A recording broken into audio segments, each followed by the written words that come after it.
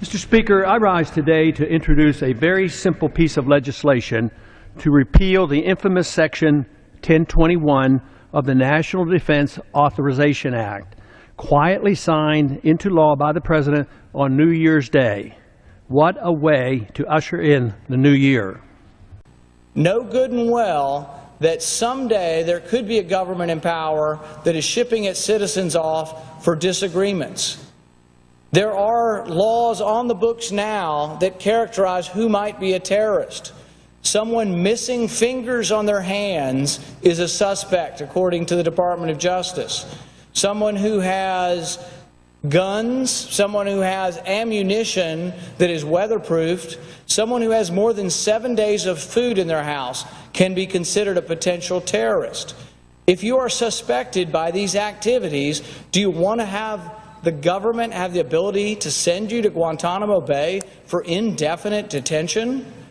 A suspect. We're not talking about someone who has been tried and found guilty. We're talking about someone suspected of activities. Under the provisions, would it be possible that an American citizen then could be declared an enemy combatant and sent to Guantanamo Bay and detained indefinitely?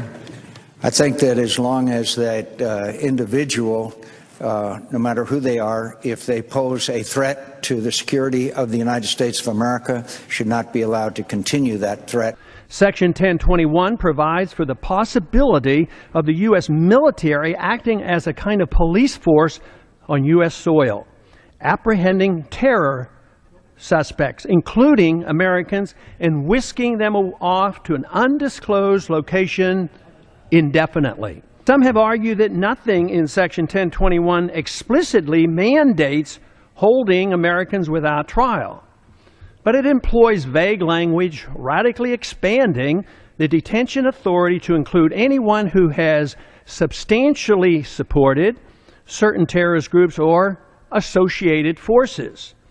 No one has defined what those terms mean. What is an associated force?